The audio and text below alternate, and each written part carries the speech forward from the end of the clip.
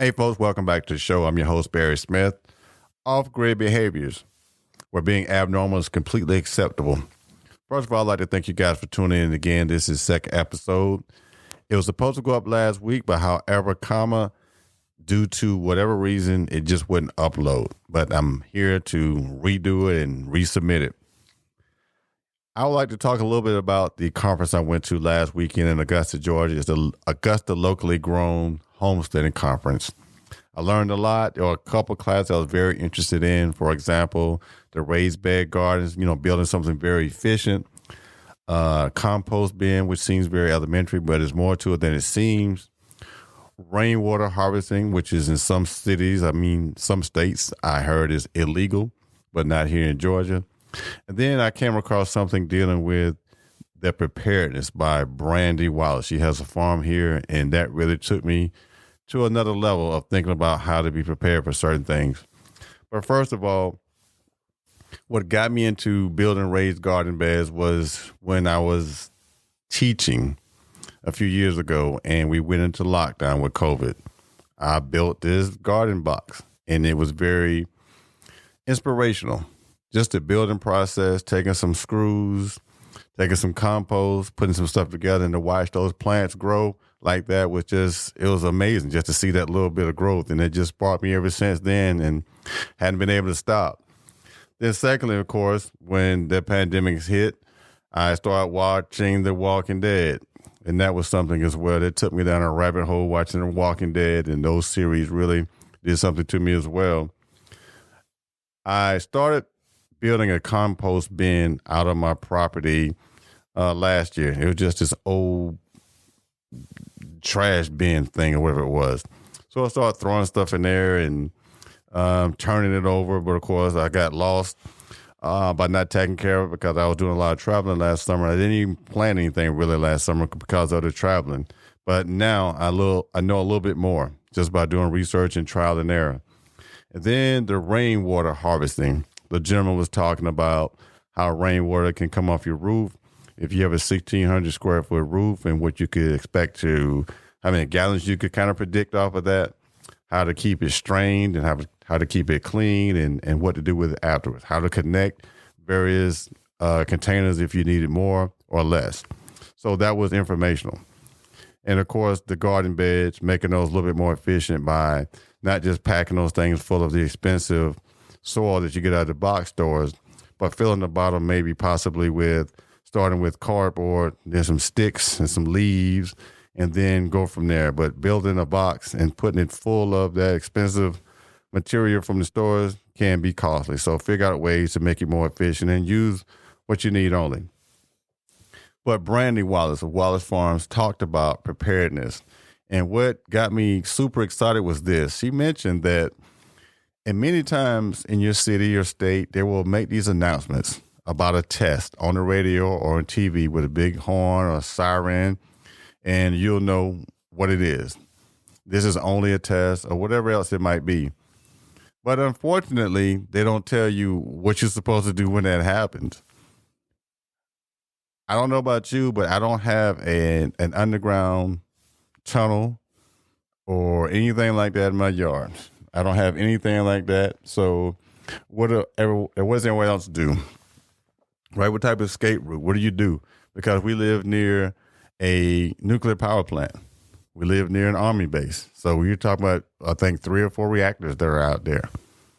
So everyone doesn't have that type of situation where they can build in their backyard a bunker. So she said she went a step further and went down to the municipal building and asked them, because that was in the law, or some information emergency response from years ago. She went to the municipal building and had no idea what she was talking about, right? So then, who knows? Maybe just the elite people who have money, maybe the mayor and some other local officials, maybe they get to go underground and do whatever, but there is no plan. So I would definitely suggest figure out what your plan is and go from there. So underground bunker, that's one thing. It seems unrealistic, but my idea was, okay, does it really have to be underground? Because my major concern is, how do you breathe? I know there's air apparatuses and things like that, But I don't know. I guess if you tucked off somewhere and you built some type of fort, maybe that people can get into. But if it comes to that, it just is what it is. So going from there.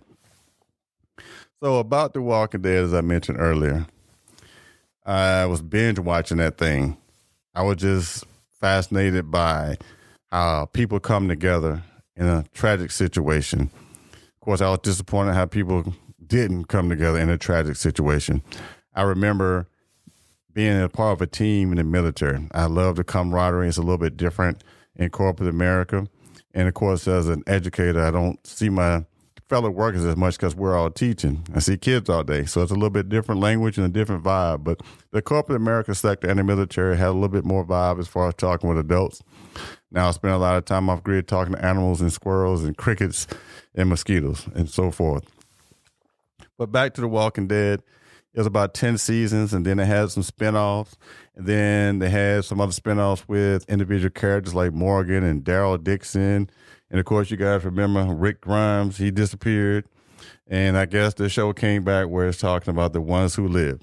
So Michonne is looking for Rick Grimes, her husband, and I'm looking forward to that. So I downloaded the app on my iPad because I don't have cable out there in the woods. And I'm going to be able to stream some of those new episodes of The Walking Dead. And that's pretty exciting to me. It was just really something about it.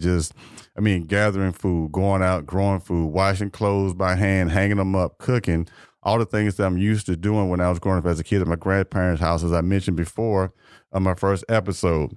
So that stuff I'm duly familiar with all those things. So that is something to consider. If you like The Walking Dead, take a look at that. I think it's like $8.99 if you don't have AMC or Prime, whatever it is. And it keeps me kind of busy and keeps me motivated. Speaking of motivation, it's daylight saving time here in Georgia. I don't know where you guys are located, but it's daylight savings. And I've been able to get a lot more accomplished on the farm, being that it's lighter. So what I've been doing is, cutting down trees, moving trash around, getting the ground and the beds ready for growing some things. Here in the Augusta area, it's like the last frost could be late as, mid this month in March, or it could be first week in April. But usually April's a good time to start. Of course, that's spring break for me. And as I mentioned before, that second week in April, I'll be on spring break. So hopefully I'll get some stuff in the ground and waiting for nature to water some stuff while I'm gone and come back and ready to get hard and heavy at it. In fact, yesterday I went to a farmers convention, which was a lot of information. And I think from what I'm working with on the property, I could definitely see myself not just taking care of myself, but actually helping different projects that are in place throughout the city, throughout the state, helping kids, helping mothers who need food and vegetables and such.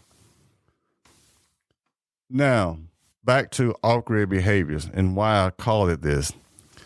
I'm not considering myself as a full-time off-grid person. I have off-grid behaviors. For example, I consciously think about what happens if. I'm constantly preparing for what if, whether it be with solar panels, whether it be with generators, whether it be with food and water store, whether it be flashlights, batteries, and whatever else, camping stuff. I'm in the mindset of thinking about what I need to do if a crisis happens. And again, beyond zombies, we're not talking about that. I'm talking about back in 2014 when we had an ice storm here. And the city was just not prepared. It was about 3 or 4 days and it lasted. And I thought I was out of the clear because first 2-3 days, it didn't affect me. But power was out in various places that the lines got frozen and everything else. And I thought I was safe. But like day 3 or day 4, the last day of it, I got iced up. Had to take food out of the refrigerator and take it to my sister. Very inconvenient. I didn't have standby power. I didn't have a generator. I didn't have a solar panel. Didn't have any batteries. Didn't have a plan whatsoever. 10 years forward, I now have 2 generators, several backup type of solar power panels and everything else, 2 big RV batteries, portable stoves, portable toilets, backup everything, if you will. Everything is back. And of course, then when COVID came, that really extrapolated, it really hyper since it just took me to another level of being prepared. COVID, people are losing their mind about toilet tissue and water and wipes or whatever else there may be. So in my storage currently, I have all those things. If you ever saw the movie The Accountant with Ben Affleck, when he had to get out there and do something, he had a storage unit with this beautiful Airstream RV in it. It had different exchanges of money, art, things that you could exchange for money. I'm sure he has some type of ammunition and food sources and everything else. So is that extreme? Yes, it is. But do you have the capability of having something like that if you can't get home? And again, I'm not talking about apocalypse. I'm talking about something as simple as a traffic jam or a fire in your neighborhood or someone knocking down a telephone pole or a power pole in your neighborhood because they fell asleep behind the wheel. So there's no power in your neighborhood for 2 or 3 days. What do? And the street's blocked off. Do you go to a hotel or do you go to your storage shed that's about 2 miles down the road or between your house and your job and go in there and get your stuff out? Whether you have a generator in there, some food, some clothes, water, whatever case may be, you can take that and go camping. Now, I don't recommend living in the storage unit, but people have done it. You saw people on TikTok, and in fact, in my storage unit, I saw a guy, he was actually living in a storage unit. In that storage unit, I have toiletries, I have water, I have pretty much everything that I need to get to if I can't get to my house. Several days of it. And it cost me about $25 for that storage shed. Again, this is between work and my house. If you can't get home, drive a few miles, get your stuff, and get out of Dodge. You can go camp at a park. You can go camp out in someone's backyard instead of a hotel. Hotels are super expensive. And, of course, unfortunately, when something like that happens, they have the tendency to do what they call price gouging. It's not fair, but they make the market. So, for example, if a natural disaster happened, and whatever reason, they can take a $30 hotel and make it $300. That's just the way the world operates, unfortunately. But second option, if you don't want to spend the $25 on a storage shed, get you a 5-gallon bucket or some type of backpack. Keep it in your car. What's in that backpack? Of course, online you'll see these backpacks and these buckets that could cost you $200, $300. But for a 5-gallon bucket or your backpack, go ahead and put you some of your favorite things you like to eat. Get you some toiletries, toothpaste, toiletries, a bag, couple bags of nuts, couple bags of water in your car, in your trunk, flashlight, batteries, backup numbers. And I recommend getting some walkie-talkies because, the phone lines were down at one point. So in that 5-gallon bucket or 2, whatever you want to call it, get them. If you take any type of prescription medicine, put a couple days of that in there as well. Don't be surprised. Don't get caught off guard by something as simple as a tree falling on someone's house and knock the power for a couple of days. Don't make it uncomfortable. Be prepared for something just that simple. So get you a 5-gallon bucket, seal it up, gum, toothpaste, water, non-perishables, tuna, whatever you like to eat, chips, whatever you like to eat, pack it in there. It doesn't take up much space. Donuts nowadays, as far as your spare tire, don't take up your whole trunk like they used to back in the day. So I would definitely recommend something just as simple as that bag. Have it in your trunk, and an emergency go bag at your job. Have those things there, whatever it may be. And those are the type of things I consider as off-grid behaviors. Secondly, I don't classify myself as fully off-grid because I come into the city to work every day. The compound that I'm developing is about 25 minutes out of the city, but I have to come to work every single day. It is tedious and time-consuming sometimes getting up in the morning, opening this, closing the camper, closing the gate, getting light. All those things are very complicated if you have to come to work every day. It's dark and it's just whatever the case may be. So how do I eat? I eat at work. I don't keep any food stuff in the camper because I just don't want any rats, rodents, ants, or anything like that invading the thing. There's just not a lot of space for that. I haven't built it up just yet to do that. I don't have a separate facility where I can eat in. And I never eat in the camper. I don't even eat around the camper because of ants. And those things are everywhere. They just camp out literally. So how do I eat? I eat at work. I'll have oatmeal and fruit that are bought from the store. I have a protein shake or boiled eggs or something quick I can put in the microwave and eat breakfast. I can eat oatmeal and fruit and boiled eggs every day for breakfast. From time to time, I may binge or whatever splurge and get like an omelet from the Waffle House on the way. Again, a lot of protein, carbs with the omelet, and then with the hash browns, then a little bacon and some wheat toast, and that could very well be. Those omelets are fairly large. So that may be 2 meals for me, maybe lunch and maybe a midday breakfast and lunch, for example. Then, of course, I'll have in there some other microwavable stuff like those bags of microwavable vegetables. Again, a blender for protein shakes for workouts. And then at the grocery store, I might buy something like a whole rotisserie chicken.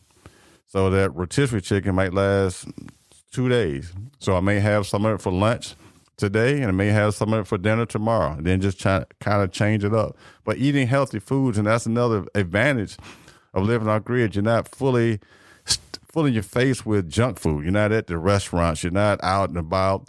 You're basically taking care of business and eating healthy, getting good exercise, and just staying locally. So again, I don't have my camper full of chips and ice cream. There's just no space for that. So once I leave work, I will go to the gym. I will take like a pre-workout, go work out at the gym for an hour and a half or so, which is better now because of daylight. It was tough when it was getting dark early. So now I'm not as rushed. But leave work, take a protein drink or some type of energy drink, get through the workout, take a protein shake after that, shower up, and then head to the compound.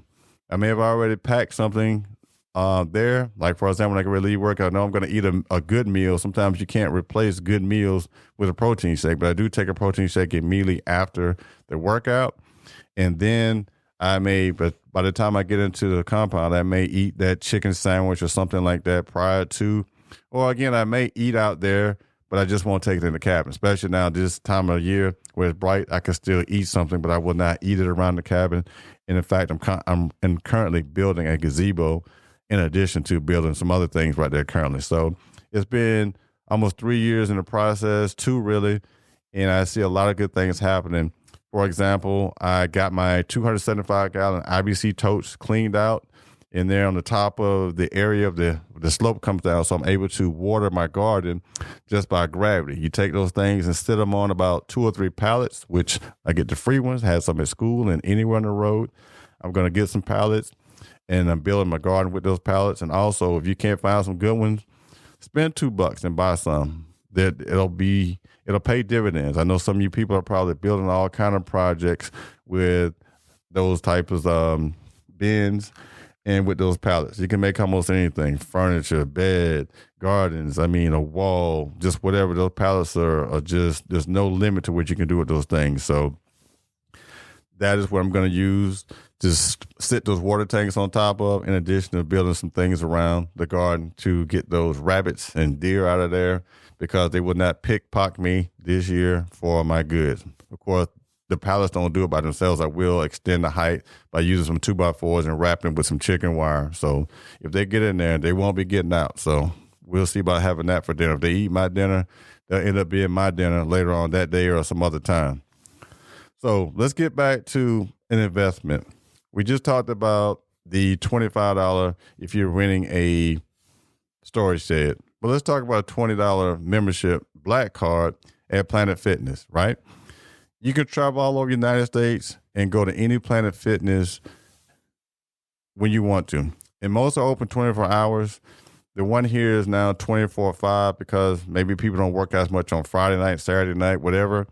But anywhere in the United States, I go to Planet Fitness. I don't care where I'm at. You can get a good shower, get a workout, sit there and relax for a little while before your next journey.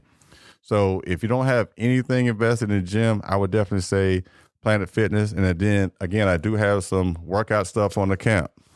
I do have a heavy bag. I do have free weights. I do have a sled out there. But when I'm traveling abroad, I do go to Planet Fitness because, again, I don't really have a shower set up mobily, but I did convert that 5x10 cargo trailer into a camper. I'm still working on it right now as I plan on going to Tulsa, Oklahoma in June.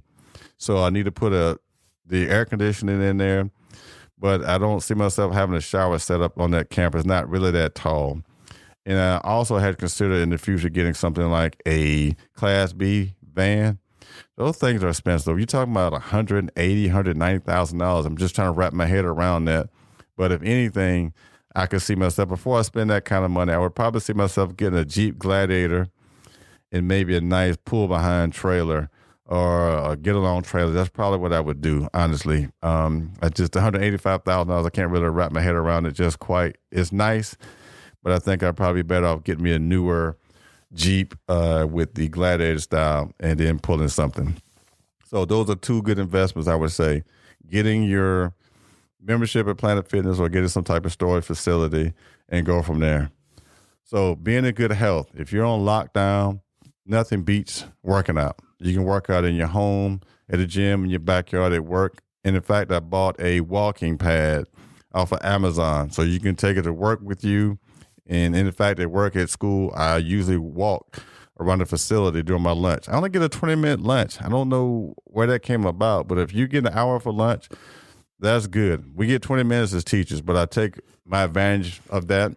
I might eat my lunch after that, but during that 20 minutes, I need some oxygen, need some air because I have no windows in my classroom or studio at school. So I take my walks and go from there. So I would definitely recommend a walking pad in your office or at your house for bad weather. That is definitely worth a good investment. I think I paid about $120 for it. So those are just some key things to keep in mind to keep you healthy and fit in a situation like that. So we talked about emergency bags. We talked about emergency power. Learn to use solar power. Learn to use power panels. Learn how to use RV batteries. Again, I mentioned to you before, I was an electrician in the Navy, so I know how to work my way around electricity and a few things about that. Also, working around electricity allowed me to figure out a lot of things, whether it's redoing floors or painting, hanging ceiling fans, hanging TVs. There's nothing worse nowadays than have someone TV with those wires hanging. I hate to see that. Put them in the wall, tuck those wires in there. Okay? So back to the farm portion. So those are two main reasons I mentioned why I don't consider myself as off-grid, because I go to work every day and I'm not eating clean all the time. So those are two of the major reasons. So maybe in a few years from now, I will be possibly working virtually or just doing my business full time. And in fact, when I went to the meeting last night, they were talking about how much money is available to farmers. For example, just giving food to neighborhoods or to where they have like food deserts. So you could possibly make, a few $1,000s a month just helping a few people. Now, I'm not planning on going into debt by buying $10 million worth of farm equipment. I could always lease to get the ground together as I build it up slowly and use that money either to feed myself or just feed a few people. I'm also thinking about taking a few people onto my land and getting them to actually do some sharecropping and just share an experience. So those are some things I have in mind. I definitely appreciate you guys for tuning in. If you guys have any questions or want to share some information, I'm definitely open to learn. That is my whole goal for this channel. Off-grid is something amazing. It just keeps me on my toes. I don't know about you, but it's just something about it. And again, to see what you can do with your bare hands is amazing. You can only watch so much TV. You can only watch so much sports before things really kick into the point where you really need to do something on your own. And again, unless you like having people come to your house or having to go to relatives' house to sleep in a small crisis situation, then I recommend getting your stuff together and getting your own bag. Again, wrap up this thing real quick. Get your emergency bag. Get you a storage shed. Get you a generator. Get you a go bag. Whatever the case may be, get you some stuff ready to go, some food items, your medication, your prescriptions, get all that stuff prepared. Get you a list. Get you some walkie-talkies. This is not rocket science. I don't need to go over this. I think there's some things you can look for on your own, and it takes just trial and error. A lot of this stuff I'm learning on my own, but I get a chance to learn from somebody else. I'm going to do that. Take the investment. Instead of going to the movie tonight or whenever it is, take that $20, take a class online about gardening. Learn how to do what they call succession gardening. I found that out. For example, if you have a small family, there's no reason for you to plant a whole acre full of potatoes. Plant them in series, weeks at a time, so that you'll know when they harvest, use them, and some other stuff is coming up. I made a mistake a couple years ago with a little bit that I did grow. I didn't tag everything. Tag every stick, every ribbon, every piece of paper that you have out there so you know when you planted it. Keep a journal or whatever. Tag everything. So in this first row, you know you planted this June the 12th, and these are beets, because how can you see in the ground what it is? You know what it is when you plant it and when you expect them to come up. Take that time to actually do a sketch and stuff online about how to plant a garden. Take that. I mean, there's no reason for you to just try to wing it. There's too much information on the internet for you to try to wing anything nowadays. Anything you want to know is on the internet, and along with trial and error, or pay for the classes. Go help someone on the farm. Go use your labor in exchange for education, right? Then you get some food at the same time. So while you're learning, you're earning and everything else. So take some time and invest in yourself, invest in your health. And that's what I would definitely recommend that. So when it comes to succession, crop farming and everything like that, know what you like, plant them in a series so that you'll have the right things at the right time, and you won't be wasting money or seeds, because you can't use it all. You can't give it all away. So as we look at the summer months, I realize that I'm not going to be able to get all of the property together for the summer. But this is the plan. As I do some little production or gardening over this next month and a half, get stuff in the ground, when it comes up in June, July, I'll build out some more land or some more ground area to get ready for the fall crops. Everybody in the South loves collard greens and potatoes and pumpkins and those types of food products. And that's what I'm going to be working on probably as late as August, I think they said. So right now I plan on putting in the ground some stuff I like: okra, squash, cucumbers, tomatoes, and some other small things that do well. Again, I'm going to try the beans out and go from there. So by the time that stuff comes up, even watermelons, those are somewhat simple. I plan on buying a couple of fruit trees. I didn't have much luck with the blueberry plant I had a couple of years ago, or the strawberries. Those are real finicky little things. So I may try again with the blueberries and the strawberries, because I like them and they're healthy. I can make my own protein shakes with that versus the store frozen ones. So those are some things I look forward to trying out. Thank you again. Please share this information with other people. I would love to hear what you guys are doing. I would love to see what you're doing. We'll share some pics and other links later. I appreciate your time. And last but not least, I have 2 words for you. Get lost.